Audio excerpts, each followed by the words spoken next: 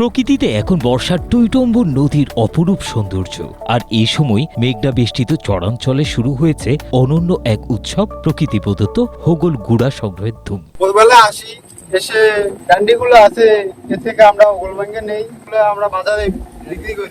এটাই হচ্ছে মূলত হোগল অরিজিনাল।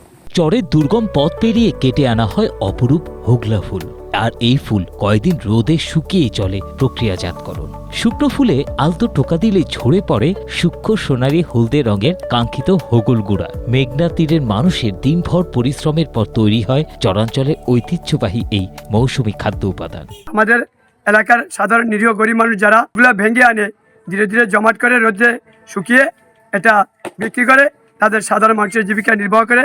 নগদ নিয়ে এলো হার না মানা হার অফার। সর্বনিম্ন 10,000 টাকা রেমিটেন্স নগদে পাঠালে থাকছে স্বর্ণের হার জেতার সুযোগ। দেখতে সাধারণ হলেও এর পুষ্টিগুণ আর অনন্য স্বাদের কোনো জুড়ি নেই। দুধ, নারকেল আর গুড় দিয়ে তৈরি এই হোগলের পায়েস বা ফিরনে স্থানীয়দের দারুণ পছন্দ।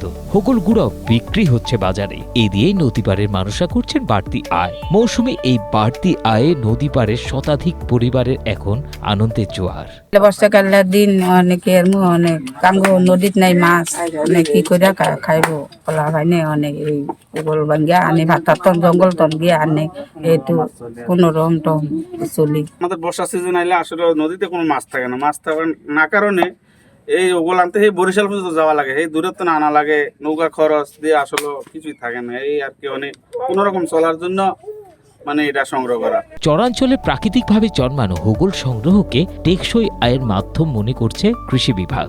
অটোমেটিক্যালি পানি দিয়ে সেটা চরটা ডুবে যায়, কিন্তু আমাদের যে কৃষকরা রয়েছে তারা সেখান থেকে যেই হোগলা পাতার যেই ফুল রয়েছে সেখান থেকে রেণু সংগ্রহ করে এবং যে হোগলা পাতা রয়েছে সেখান থেকে পাটি তৈরি করে তারা জীবিকা নির্বাহ করতে পারে।